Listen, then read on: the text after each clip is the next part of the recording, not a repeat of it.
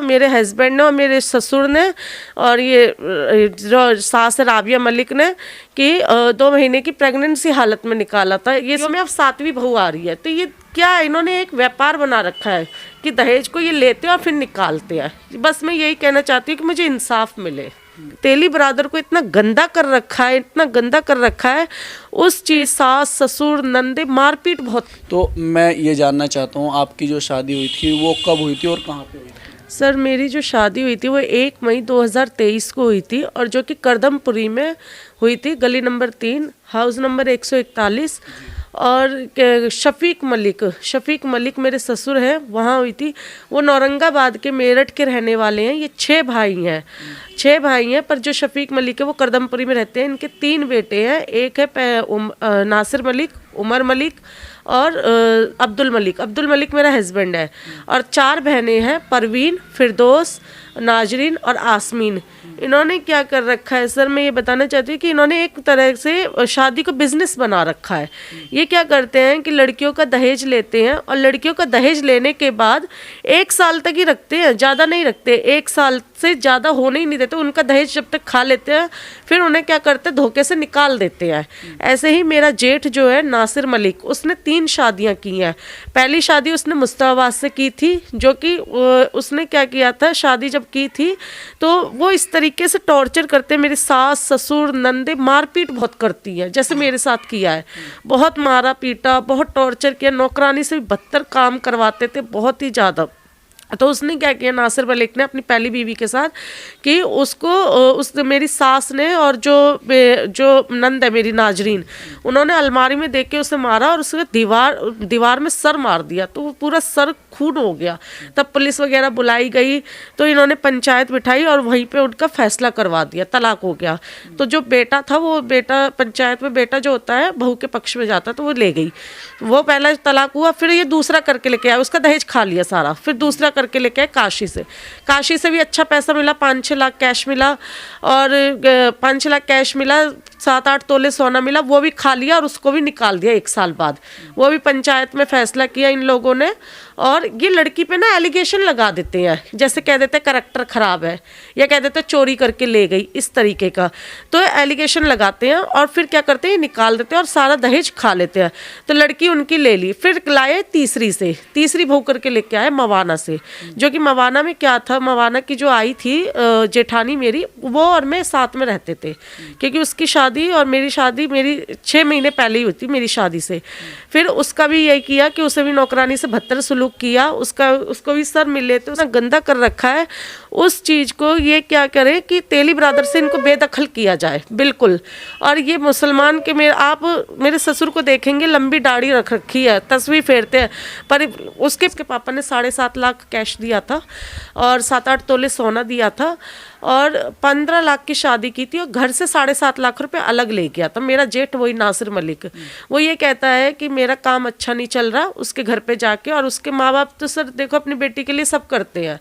तो उन्होंने 7 लाख रुपए कैश दे दिया और वो भी खा लिया और उसकी बेटी को भी निकाल दिया। अभी मेरे को सुनने में आया उसकी बेटी को इस बहाने से निकाला है कि तुम शादी के लिए चली जाओ, उसके घर में शादी थी, शादी के लिए चली गई।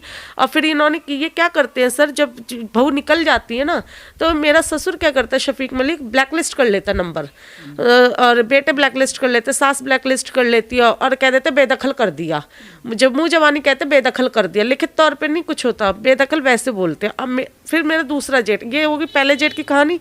फिर दूसरा जेठ जो उमर मलिक है, उसने अपनी शादी जो की थी पहली बीवी, वो की थी चाचा की भतीजी से। उसे भी मिला बुलेट अच्छी खासी और 7-8 लाख मिले थे, 5-6 तोले सोना मिला। उसकी भी सर 1.5-2 साल शादी चली और उसका भी जब तक दहेज ख़त्म नहीं हो जाता तब तक चलाते हैं। फिर दहेज जैसे ही ख़त्म होता है वैसे ही निकाल देते हैं।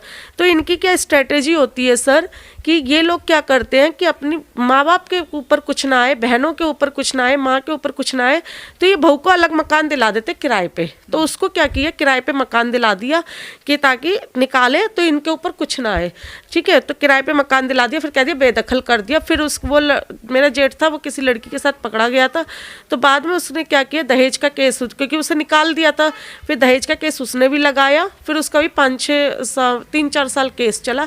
और वही जेठ मेरा, वही उमर मलिक, अभी 15 दिन पहले मुस्ताबाद से शादी करके लाया, निकाह करके लाया। उसमें भी उसे 3.5 लाख कैश मिला है, 5-6 तोले सोना मिला है और दहेज पूरा मिला है, फर्नीचर। आपके साथ में क्या परेशानी हुई? मेरे साथ ये हुआ सर, मैं स्टोरी पहले इनकी हिस्ट्री, ये इनका इतिहास हिस्ट्री है कि ये कैसे लोग हैं, बैकग्राउंड। शादी करने से पहले तो सोचता है ना आदमी, कहाँ शादी कर रहे हैं हम, कहाँ पे हम जा रहे हैं, या घर वाले कहाँ पे शादी कर रहे हैं, पूछताछ होती है ना ऐसे डायरेक्ट। ऐसा, हाँ नहीं सब ऐसा हुआ कि जो मेरा नंद का ससुर है भुल्लन मलिक, उस वो हम तेली बरादर है। तो तेली बरादर में क्या होता है कि जो बिचौलिया होता है वो शादी करवाता है। तो उन्होंने क्या किया, मोटी माला मिलती है, मतलब पैसा अच्छा मिलता है, तो उन्होंने क्या किया, 2 लाख रुपए की माला के पीछे मेरी ज़िंदगी ख़राब करवा दी। उन्होंने क्या किया, बताया लड़का बहुत अच्छा है, बहुत कोई शराब नहीं पीता, कोई नशा नहीं करता, कुछ नहीं करता, अब्दुल मलिक बहुत ही ज़्यादा अच्छा है, शफीक मलिक ससुर इतना अच्छा है। पर बाद में पता चला कि कुछ भी अच्छा नहीं है। जो मेरा हस्बैंड है उसकी मेरे साथ पहली शादी है, उसने भी सिर्फ दहेज के लालच में शादी की। मेरे पापा ने 7.5 लाख की स्विफ्ट दी थी, लोन पे दी थी, 5.5 लाख कैश दिया था, 7-8 तोले सोना दिया था, और जो मेरे घर से 8.5 लाख रुपए वो अलग से ले गया। तो उसने क्या किया सर कि सारा दहेज खा लिया। जब मैंने मेरी गाड़ी बेच दी, मेरे ससुर ने और मेरे ये जो अब्दुल मलिक है, इनके बेटों ने मिलकर गाड़ी बेच दी, मेरा जेवर बेच दिया सब। और जो भी मेरे से बाद में ये कहता है कि मेरा काम नहीं चल रहा और ऐसा करो, मुझे ना पैसे दिलवा दो। तो हर माँ बाप सोचते हैं पैसे दिलवा देते, काम अलग घर ले लूँगा तो ठीक है। अब उन्होंने क्या किया, माँ बाप ने मेरे 8.5 लाख रुपए दे दिए। तो उसने क्या किया, इतना वो चालाक आदमी, मतलब पता है कि दहेज लूटना है, तो उसने क्या किया, नकली कागज घर के बना लाया। तो मैं जब यहाँ पे आई हूँ अपने मायके में, तो मुझे पता चला वो तो नकली कागज है। आप कब आई यहाँ पे? मैं आई थी सर 28 सितंबर को, वो भी मुझे बेड रेस्ट के बहाने से भेजा गया था। इन्होंने क्या किया है, ये एक तरह से प्लानिंग करते हैं दहेज की, उससे कि पहले सारा खा पी लेते हैं, फिर ये निकालते हैं। अब क्या हुआ सर कि मुझे 1 साल बाद पता चला, मेरी गाड़ी बेच दी, जेवर बेच दिया, सब ये सब खा लिया पी लिया। तो हमारे यहाँ पे मुस्लिम लीग में क्या होता है, पंचायत जुड़ती है। तो पंचायत जब जुड़ी थी तो उसमें क्या था कि बहुत सारे लोग जुड़े थे। तो उसमें मेरे हस्बैंड ने, मेरे ससुर ने और ये जितने भी बेटे हैं, इनके रिश्तेदार, सब ने ये बोला कि हम इस लड़की का पैसा दे देंगे, ये पैसा ना देना पड़े मुझे। तो इसलिए बेड रेस्ट के बहाने से मुझे धोखे से घर से निकाल दिया। और मुझसे ये बोलता है मेरा हस्बैंड अब्दुल मलिक कि तू घर पे चली जा, और क्या कहते हैं, मैं यहाँ पे हूँ, तू बेड रेस्ट करने घर चली जा। जैसे ही मैं घर आई हूँ 28 सितंबर को, तो फिर क्या हुआ है सर कि 1 हफ्ते बाद ही मेरे को कॉल आता है, वहीं से ही मेरे घर ससुराल वालों के यहाँ से, जो नेबर्स होते हैं वो बता रहे हैं, भाभी आपका सामान तो कहीं जा रहा है। मैंने कहा मेरा सामान कहाँ जा रहा है? बाद में पता कहता है मुझसे, मैंने कहा मेरा सामान कहाँ जा रहा है और ये घर मकान कहाँ बेच के जा रहे हो? तो कह रहा है मेरे बाप का मकान है, तू कौन होती है? मेरे बाप का मकान था, ले लिया मैंने, और मैंने तो तुझे छोड़ दिया। मुझे शौक लगा कि ये बोल क्या रहा है। तो मुझसे ये कहता है कि मेरा तो दहेज खत्म हो गया, अब तो मैं दूसरी शादी करूंगा। और सर इस चीज़ का मेरे पे प्रूफ है कि इसने ये चीज़ें बोली है, सारा कुछ प्रूफ है, इसलिए मैं बोल रही हूँ। तो बोलता है कि मैं तो शादी करूंगा दूसरी। फिर मैंने जब इसका पता लगाया, इंक्वायरी वगैरह की, तो पता लगा कि ये किसी लड़की के साथ इन्वॉल्व है। फरीन नाम की लड़की है, लिविंग रिलेशनशिप में उसके साथ रह भी रहा है, मेरे ख्याल से उसके रह भी रहा है। इस चीज़ का भी प्रूफ है मेरे पे। तो फिर मैंने ये सोचा कि ठीक है, मेरे से फिर मुझे ये लगा कि यार ये क्या बोल रहा है, समझ पहले तो दिमाग खिसक गया, माइंड ही शॉक लग गया मुझे। फिर बाद में मुझे तलाक का नोटिस भी भिजवा दिया कि ताकि मुझे इसका कुछ भी देना ना पड़े, कुछ भी जो दहेज लिया है, खाया पिया, कुछ भी ना देना पड़े। तो मैं सर ये सिर्फ विनती चाहती हूँ कि मैंने कोर्ट में भी केस किया है, पुलिस में भी किया है FIR। मैं बस ये विनती चाहती हूँ कि ये जो शफीक मलिक और जो इन बेटों ने इतने तेली बरादर को इतना गंदा कर रखा है, उस चीज़ को ये क्या करे कि तेली बरादर से इनको बेदखल किया जाए बिल्कुल।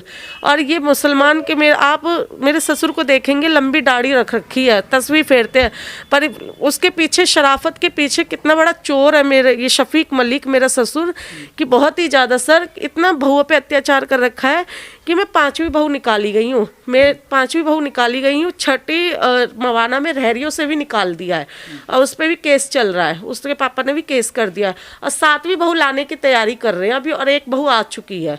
मतलब 5वीं में निकाली गई हूँ, 6ठी लेके आए हैं और 7वीं लाने की तैयारी कर रहे हैं।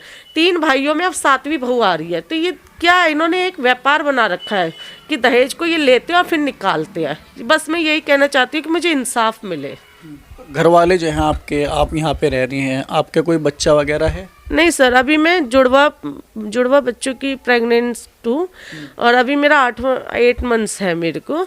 जब मुझे घर से निकाला था मेरे हस्बैंड ने और मेरे ससुर ने और ये जो सास राबिया मलिक ने कि 2 महीने की प्रेगनेंसी हालत में निकाला था। ये सोचिए जो आदमी अपने बीवी और बच्चों को धोखे से निकाल सकता है वो कितना खतरनाक और कितना वैसा हो सकता है। और एक बात और बताना चाहती हूँ सर कि ये लोग ने इतना टॉर्चर करते हैं मेंटली, फिजिकली। मेरे ससुर ने मुझ पे हाथ उठाया, मेरे ससुर ने मुझे मारा, मेरी सास राबिया मलिक ने मुझे मारा। नंद फिरदौस मुझसे ये कहती है, मैं जामिया यूनिवर्सिटी में पढ़ती हूँ तो मैं अपनी पढ़ाई करती थी, तो उस दौरान क्या कहती है कि ये किताबें रख फेंक दे, इसे मैं जला दूंगी, पढ़ती क्यों है। इस तरीके से मेंटली टॉर्चर किया था।